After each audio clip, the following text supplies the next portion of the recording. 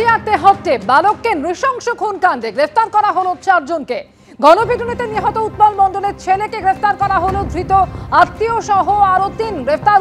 উৎপল মণ্ডলের ছোট ছেলের বান্ধবী এবং 2 আত্মীয় অর্থাৎ মোট 4 জনকে গ্রেফতার করা হলো। আর কি জানা যাচ্ছে? পার্থপ্রতিম ঘোষ এই মুহূর্তে রয়েছেন আমাদের সঙ্গে। পার্থপ্রতিম, বালককে নৃশংস খুনের ঘটনায় 4 জন গ্রেফতার, কাদের গ্রেফতার করা হলো কি জানা যাচ্ছে?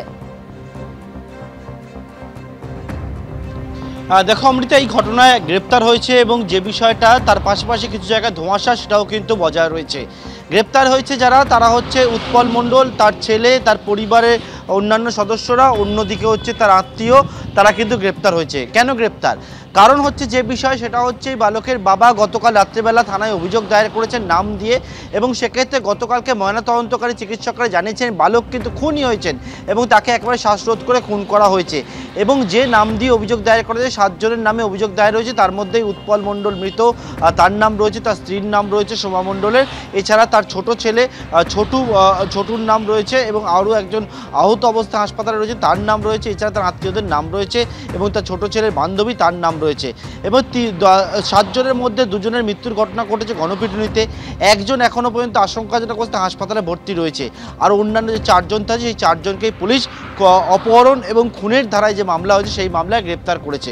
পুলিশের তরফ থেকে যে বিষয়টা বলা হচ্ছে, মূলত এই যে 4 জনের গ্রেপ্তার করা হয়েছে তাদেরকে জিজ্ঞাসাবাদ করে তারা কিন্তু এই খুনের ঘটনার সঙ্গে যুক্ত বা তারা ক্রাইমটা কমিট করেছে তারা কিন্তু স্বীকার করেনি।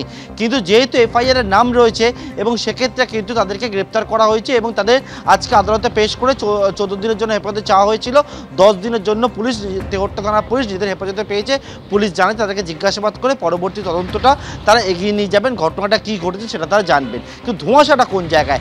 ধোঁয়াশাটা এই জায়গাতেই রয়েছে যে শুক্রবার দিনকে যখন এই ঘটনাটি ঘটলো, বালক নিখোঁজ হলো দুপুর 2:30 নাগাদ। কিন্তু পুলিশ সূত্রে জানতে পারছে, আমরা পুলিশ জানতে পারছে যে উৎপল মণ্ডল তার ছোট ছেলে যাকে গ্রেপ্তার করা হয়েছে সে অসুস্থ হয়েছিল, পেটের যন্ত্রণা হচ্ছিল এবং তার জন্য উৎপল তার স্ত্রী তার ছেলেকে নিয়ে হাসপাতালে গিয়েছিল সকাল 11টা নাগাদ। তারা ফেরে সন্ধ্যে 6:30 নাগাদ। অন্যদিকে এই বালক নিখোঁজ হয় দুপুর 2:30 নাগাদ। সুতরাং এই যে টাইমটা, এটাও কিন্তু তারা মিসম্যাচ হচ্ছে। পুলিশ জানাচ্ছে সব দিকেই তারা কিন্তু তদন্ত করে সমস্ত বিষয়টা খোলা রেখে এগিয়ে নিয়ে যাচ্ছেন। অমৃতা, ধন্যবাদ পার্থপ্রতিম।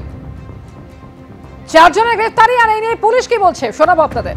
খবরটা পাওয়ার পরেই আমাদের পুলিশ সেখানের মধ্যে এসছে এবং প্রাথমিক পর্যায়ের মধ্যে আমরা যেটা দেখতে পেয়েছি যে একটা বাচ্চা ছেলে স্বর্ণাভ বিশ্বাস বলে 8 বছর বয়স, তার ডেড বডি রিকভার হয়েছে এবং সেখানের মধ্যে জনতা একটু উত্তেজিত হয়ে সেখানে সাসপেক্টেড যারা আছে তাদেরকে সেখানের মধ্যে মারধর করেছে। আমরা তাদেরকে হাসপাতালে পাঠিয়েছি। আর এখানের মধ্যে একটা সেখানে গতকাল থেকেই সেখানে এই ছেলেটা স্বর্ণাভ বিশ্বাস যে আছে সে মিসিং ছিল এবং পুলিশের তরফ থেকেও আমরা এবং লোকাল যারা গ্রামবাসী আছে তারা প্রত্যেকে সেখানের মধ্যে খোঁজাখুঁজি করার পরেও গতকাল পাওয়া যায়নি। আজকে সকালই তার বডিটা রিকভারি হয়েছে।